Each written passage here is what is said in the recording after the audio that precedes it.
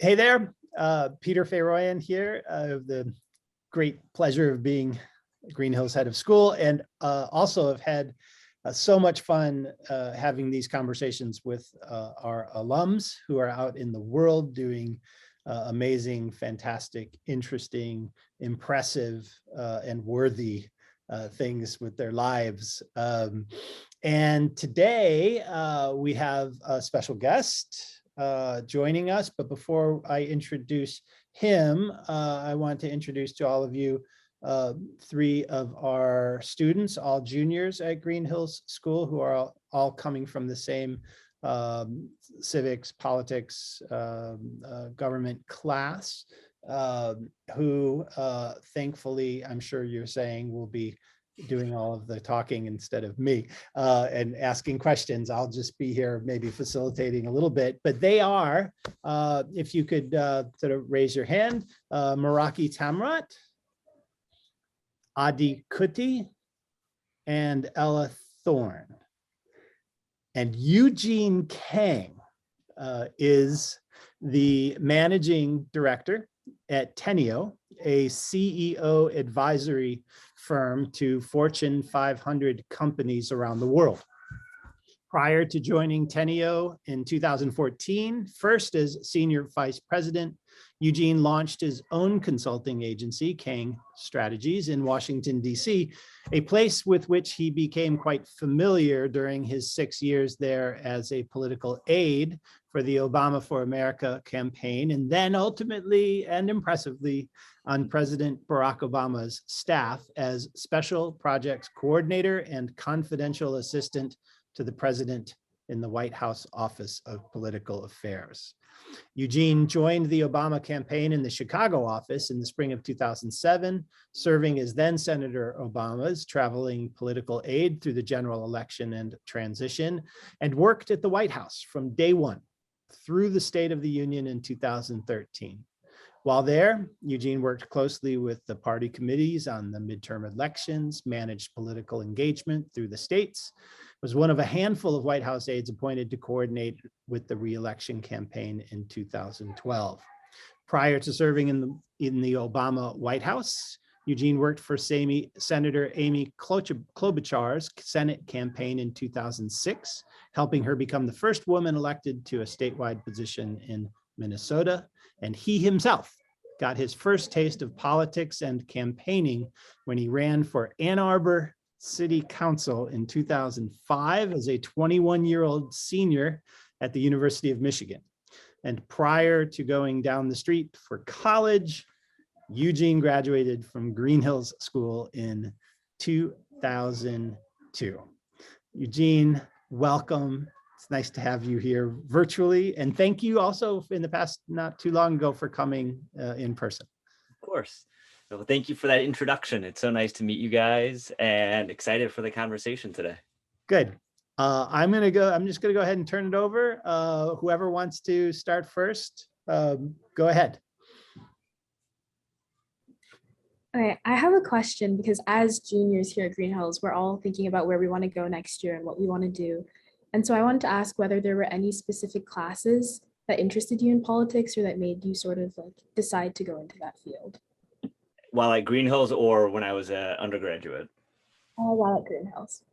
So, I've always been interested in politics, and it's not like, for some people I know, politics was something that was always at the dinner table conversation, or there was some sort of, family connection.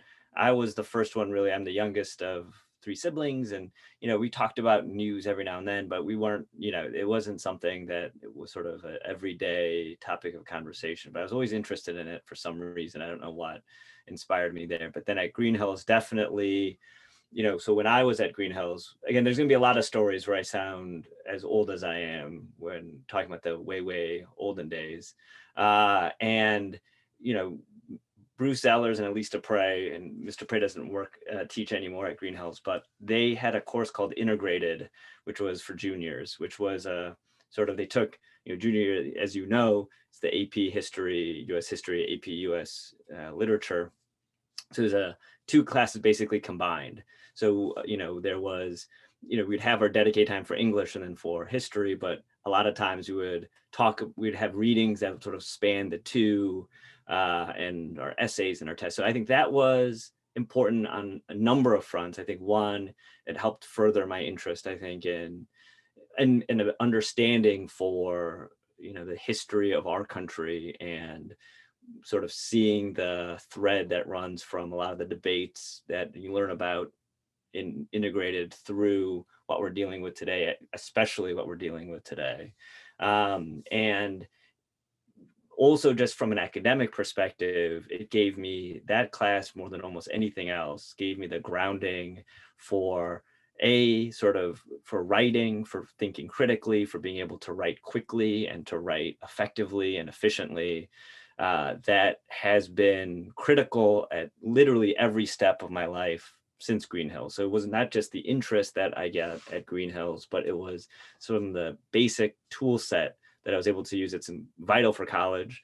I won't get too much into how it was vital for helping me write papers too close to their due date and due time, but it was helpful. And then, but at the White House, what I do now for my clients, being able to write persuasively and quickly is an invaluable asset for a long, when I was at that White House, part of what I did was help make, I was a stop on any political briefings that were going to the president, the vice president, other senior staff. And then I would also be, briefing both President Obama, Mrs. Obama, and Mrs. Obama in particular. Before she would do any political events, she wanted a lot of kind of very detailed briefing information. So she would, on the plane, about halfway through the flight, you have your little snack, and then you go into her office and you would just brief her. She would ask questions. And again, that being able to have prepared the briefing and then be able to articulate it quickly, those are all skill sets I really Greenhills was invaluable in building that foundation.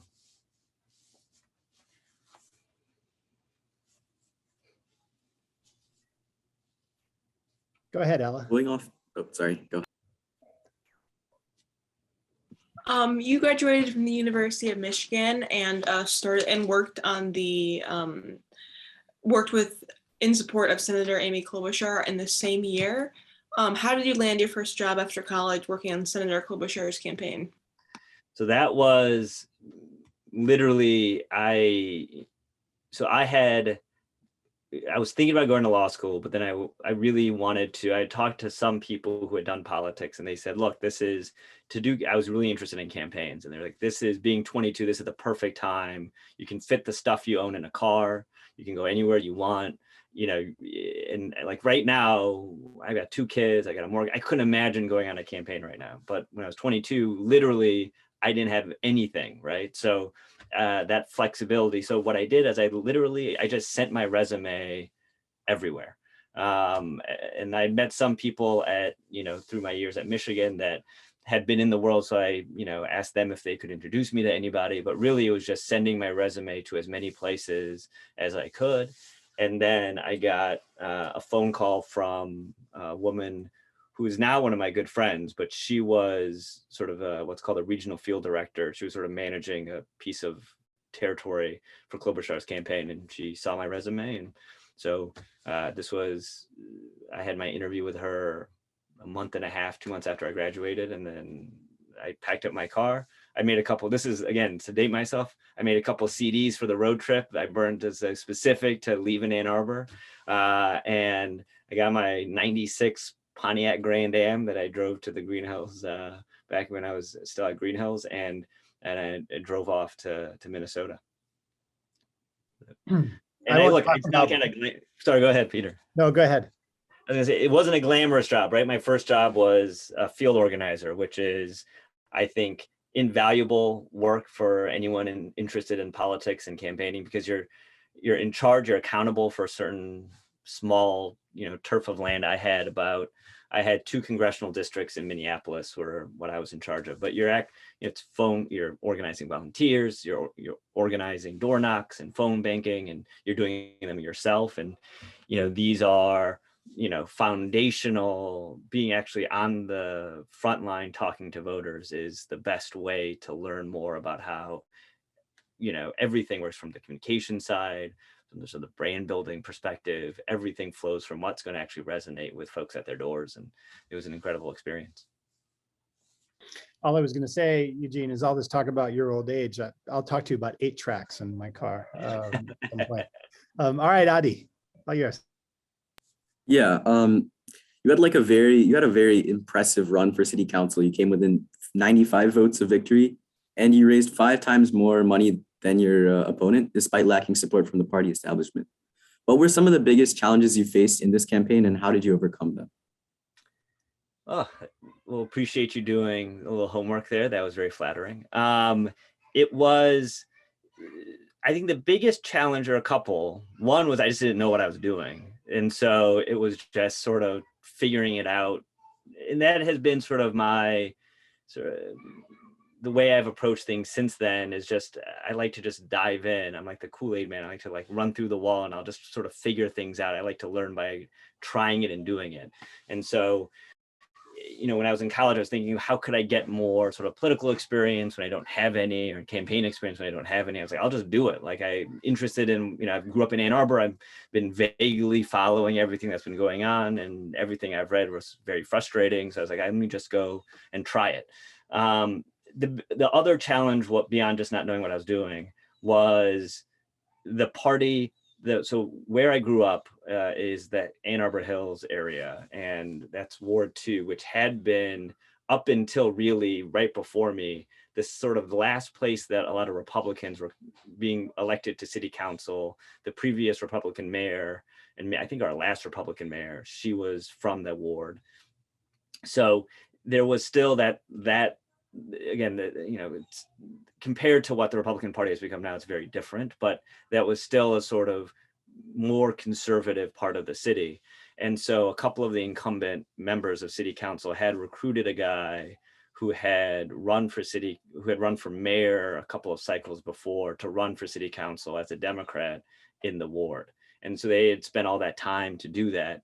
And then when I picked up my petitions to try to get on the ballot, they sat me down. They asked me if I would have coffee with them. I went to coffee, and they told me not to run. And they explicitly told me that I'd be jeopardizing my career in politics by stepping out before it was kind of my turn, which as a 21-year-old, I was like, I don't care, this does not really frighten me at all. But I thought it was disconcerting that they would do that to somebody who was trying to become more civically minded. And I thought kind of emblematic of the very reasons why I was running for city council in the first place. So, that was kind of an overhang throughout the campaign. And then when the fundraising filing that you referenced came a few weeks before the primary, and I don't think they had taken me very seriously, but when they saw the fundraising reports, suddenly there was a challenge to my residency status. I got a phone call on my way. I was over here on Parkway over the bridge. I was going to go door knocking closer to Greenhills that day to try to convince people to vote for me. And I got a call from a reporter at the Ann Arbor News about this residency challenge. So they tried to, gum up the works a little bit, but luckily what they did not know is that one of the guys that had really been supporting my campaign and helped me even think through how to do it, and got me some folks to help me out on the campaign, was a guy named Marvin Krizloff, who was the deputy general counsel at the University of Michigan at the time. He taught some really interesting classes, which I can talk more about, but he was brought on to Michigan. He had been in the counsel's office at the White House during the affirmative action Supreme Court cases. So when Michigan was dealing with similar issues, they hired him to kind of lead the litigation. So he's, world-class lawyer. So I called him and was like, hey, do you know any election law specialists? He goes, yes, I know a guy who specializes in Michigan election law. So I got him to call the reporter to say this is a kind of a garbage, accusation. But it was, the powers that be sort of were trying to throw headwinds into the campaign. But again, I kind of didn't care because I was 21. That's great. All right, Rocky. I had a question that sort of follows what Ella had asked previously. When she asked about your work with Senator Klobuchar and how that campaign sort of started, I was going to ask, between that and then your work with the Obama for America campaign. How did that sort of begin? And then do you think that you learned anything with the first campaign that you took with you into the second? And then what was the biggest lesson that you learned with the Obama campaign? So that's, again, a great question. And I'm going to go a little kind of scattered in my response, but I would say, as I mentioned, being a field organizer is just an incredible sort of crash course to campaign culture, how it's organized, who does what, the level of specialization on a campaign, what is comms doing, what's advance doing, what's finance doing, just understanding how all the different pieces of the puzzle work together. And then, at the end of the day, again, it's, part of why I wanted to get into campaigns is I'm a very competitive person, and campaigns are one of the few places for grownups who are not good at sports but like to do them, can be competitive, where there's an actual scoreboard and there's a winner and there's a loser. And so that was frankly part of what drew me to campaign work to begin with. The fact that it was satisfying that competitive urge while also, getting people elected that I believed in. And, at the time, George W. Bush had been the president, for 6 years, and the Iraq War was something that, I had opposed, and a lot of folks sort of in my age, there's a number of things that were going on that the Bush administration was doing that I was very opposed to. So it felt like it was a chance for me to feel like I was making a difference while also personally satisfying that sort of competitive urge. And if you need verification, I'm not good at sports, you can go to Meg Sang, who was at Greenhills when I was there, and she can tell you about how slow I was. But learning just that lay of the land, how the campaign works, and then in field, you're ultimately accountable for getting across the line every last vote. Anytime I was feeling tired, or Minnesota, it gets surprisingly hot and sticky in the summer, and then it gets really cold very suddenly, and it's very miserable. And whenever I was thinking like, I just can't organize that one more door knock, or I really don't want to make that one last phone call, that idea that it could be a vote that matters. And as Adi mentioned, right, like my race came down to 90 votes, and it was really close. And I, at the time, had thought if I'd only done this or that could have been the difference to actually been able to win. So David Axelrod, who was President Obama's senior advisor and had been sort of our, the guru that helped, Obama think through the messaging and the whole arc of his campaign, he likens the field team to the field goal unit in football, where they're good for 3 points. A really good field operation will get you 3 points in the final number. So if it's neck and neck, and after all the debates and all the op-eds and all the TV ads and radio and print, at the end of the day, that field team can make the difference between winning and losing, because it's those 3 vital points. So I learned so much there. And the other thing that happened there is, I made some friends that I still keep in very close touch with, because in a campaign, it's a bunch of people who aren't from the area generally moving to one place, and you're working 18, 19 hours together. And then you go out and, hang out socially afterwards. And so you're just spending like 20 hours a day so you just become very close very quickly. And so that part was really fun. And it is, politics, you can get degrees in public policy, you can do this or that from a school perspective, but like most things in the professional world, connections, who is helpful, but not in like a gross, like you have to be thinking about networking sort of way, but just organically, just in any way. And even when you're doing like group projects at school, you want the people you can trust to be the people who are working with you on something, right? And so in the same way in the professional world, people just want to know if they can trust, if you're easy to work with, you work hard, those sort of basic attributes. And so that's, you'll hear a lot in politics, it's all about who you know. It's because of that. It's that sort of idea of people just want to work with people they know they are kind of ideologically aligned with, that they can get along with, that aren't kind of prima donnas and aren't going to, make work more stressful than it already is. And so those relationships and friendships that I'd had on the 06 campaign. So, the head, of our field team on that 06 campaign went on to become the caucus director. So the equivalent, the field director of Obama's campaign in Iowa. And so he was trying to get me to join the campaign. I knew a few other folks just from that one campaign cycle that had moved on to the Obama campaign. And it was through those connections that I was able to get the job for Obama. And I was actually back in Ann Arbor after the campaign, and I'd been introduced to this guy who's going to run in a district just west of Ann Arbor. At the time, it was Michigan 7th. It was Mark Schauer ended up being the congressman from that district. It was against this guy named Tim Walberg, who had been running in that area for a while. And I was going to be his campaign manager. And I thought it was going to be a great opportunity at that age to take on a more leadership position and to learn more just doing a federal campaign kind of on my own. It would be, I thought, a good educational experience. But then I've been working with him, and then Obama announced, and I was like, I can't not work for him. Like, it was just so exciting. And the fact that I had friends working on that campaign, it just seemed like a once in a lifetime opportunity. And I'm glad. And so then I interviewed, and then I got hired. April 1 was my first day on the campaign. And then we could literally spend the next, hour and a half, whatever, talking about what I learned from that campaign. I think,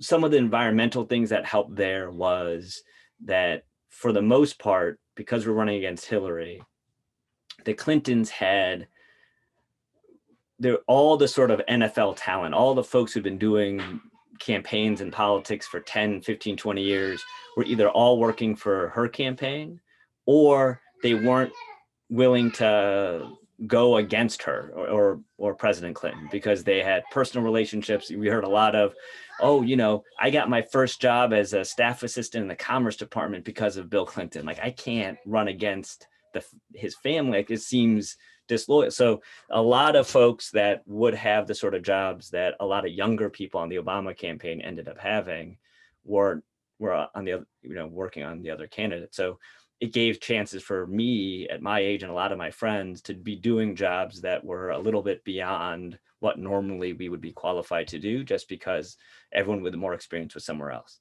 And so I learned so much. I mean, it was a national campaign, and I was 23 when I started.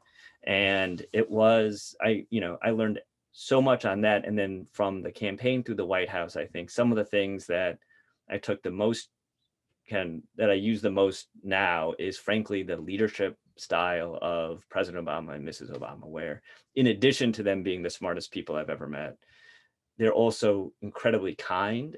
And I've seen a lot of politicians and other folks in senior positions treat staff, with temperamentally. They get upset if there's mistakes made in the process.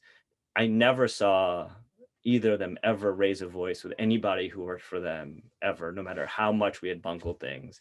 Now, what President Obama does when he's frustrated is he'll ask, it's like the Socratic method, and for lawyers, he will ask a series of questions like, did you think about this? Did you think about this? Did you think about this? Clearly I hadn't, or whomever is in trouble had not, otherwise it wouldn't have worked out the way, but that's as mean as it got, and it's not even very mean. So that's sort of, to have that level of ability to get away with things if you wanted to, but how fair they always were with anybody, whether they were senior staff or junior staff or somewhere in the middle.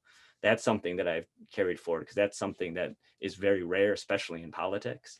And it was, it has been instructive to me to how do I build culture at places I've been elsewhere. Now that I'm at a point in my career where I'm more senior, how I treat folks that I work with as well.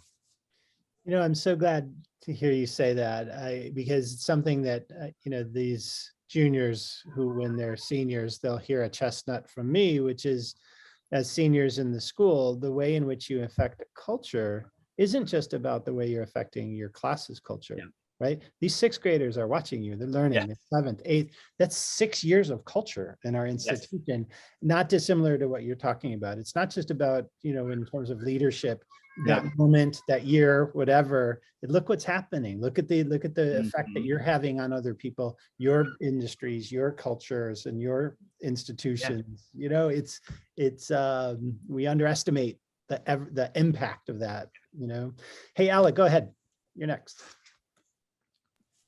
So you were born and raised in Ann Arbor, and you went to Greenhills and then U of M. When you moved to Washington, D.C., or what did you find to be the most challenging aspect of adapting to the political culture there, and how did you overcome it?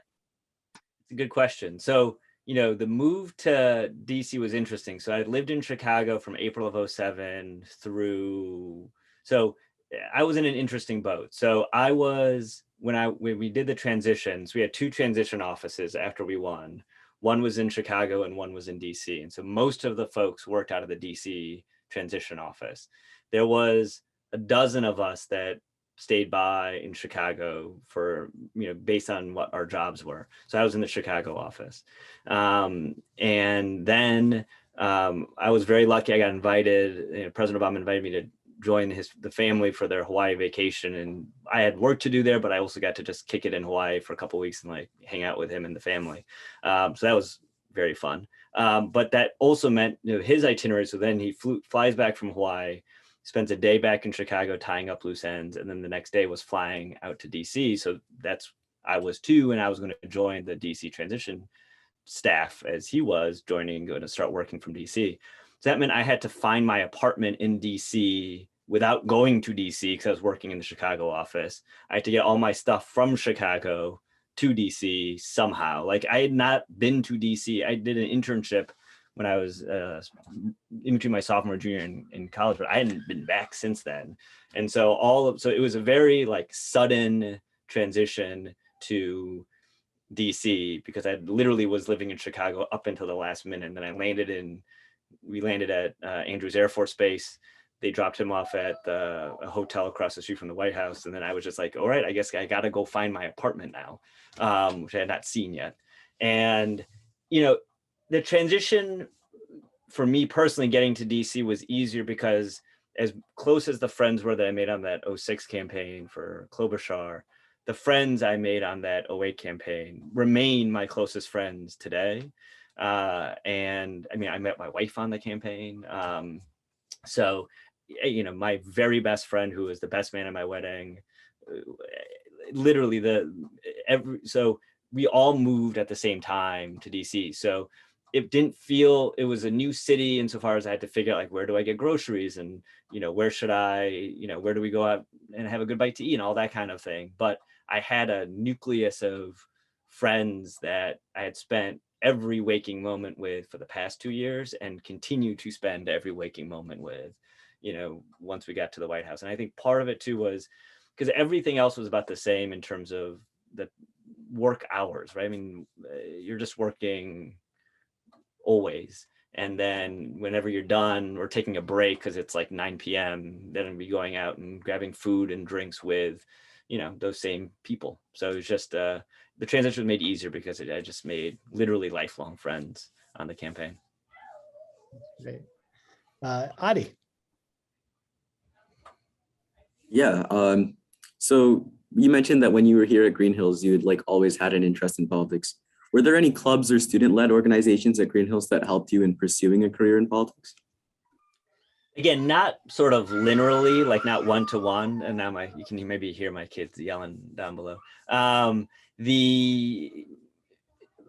it was sort of like the things that I got to do at Greenhills helped me become better at doing the things that were relevant for a career in politics and campaigning. So I did forensics from 6th grade to when I graduated. And I did extemp for 3 of those years between 6th and 12th grade. And that was being able to think quickly on my feet has been a skill that I use all the time, whether I'm talking to a CEO, a reporter, when I was briefing the president, it's being able to quickly distill an argument to the top things. I think forensics was very helpful for that. I did some student government when I was there. A friend of mine, Jonathan Ellis, who I think you did an interview with in a similar format. He's my best friend. Still, I was the best man at his wedding a couple of years ago. And he and I ran for student council on a ticket in 9th grade. We ran for class president and vice president in 9th grade. We lost, but we ran for student council together. So we did things together, and we learned just a lot about again, it's just how to talk to people, being interested in that sort of thing. It's all sort of a foundational tool building that Greenhills was, again, unlike anywhere else. And again, and even before you get to politics one day, you are better prepared for college than literally almost everybody you're going to go to college with. It is, other than maybe those classes with the Michigan General Counsel, I think the grading was harder on papers at Greenhills than it ended up being when I was in college. So Right. It was a lot easier. Eugene, when you were talking about sports, I did look. I'm looking through your yearbook right now. I don't see you in any of the sports pages, but I do. Does your son look like this? Is that?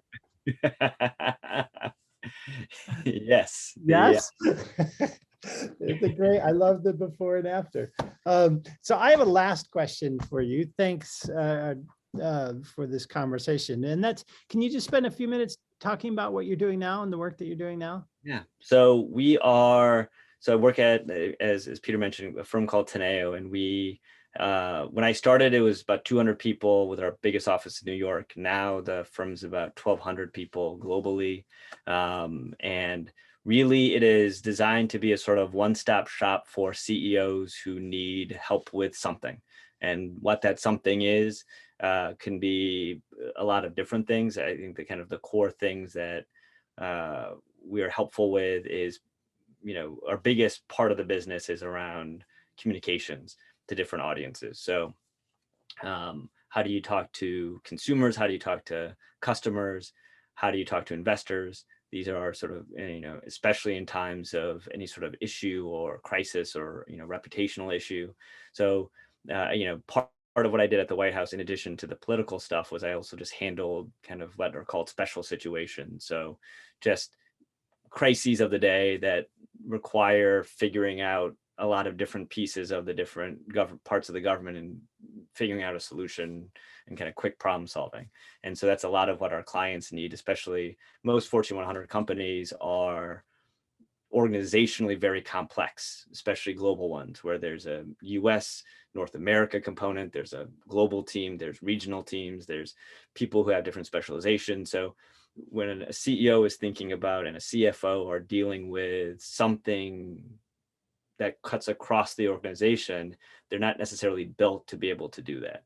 And so we can come in and help give kind of a singular point of view and work with their teams on solving whatever they're going through. So one of my clients, I was talking to Peter about, Qualcomm, which is a fascinating technology company I've worked with for about 5 or 6 years. And we were hired, among many issues while we were working with them, there were a hostile takeover attempt was made by a rival company, which I had no exposure to that sort of thing in politics, but the same sort of campaigning, the same tools that I would use on a political campaign are what you do for a hostile takeover. Because in a hostile takeover, a company tries to acquire the other. The company says, I don't want to be acquired. And then the other company says, fine, we're going to convince your shareholders that we'll get more value for them than you can. So we'll win their shareholders over, we'll remake your board of directors, we'll put in our own CEO and CFO and executive team. And so it's a battle of who is better for the shareholders, in that case, the current leadership team or the one that's trying to take you over. So using the things I've learned in that sort of scenario, and I've gotten to work with a lot of different companies across different industries, Coca-Cola, 3M, Qualcomm. I'm just starting work with Lucid, which is an electric vehicle manufacturer that's doing some really cool stuff. So it's, communications mostly is what I do. And it's just really interesting because, again, all my clients are in different industries and I get to learn about those industries every time I work with them. And it's always really interesting. Hey, Eugene, I know students and I could talk to you for hours about, and we haven't even asked you, and we're not going to, but at some point I'd love to talk to you when you come back for your 20th reunion, which is this year. I do want to pick your brain about, what's been going on recently in your former home and both actual home and house where you worked and city. And it's interesting that you're dealing with hostile takeovers, and that might have prepared you well for a coup, let's say, attempted coup. But Yeah, so we'll some other time we'll Yeah. chat about it. I'd love your thoughts from your perspective. And so I really appreciate how generous you've been with your time and talking with us. And I do hope you're going to come back for your 20th this year. Caroline try Huntington, to. and you have to come back.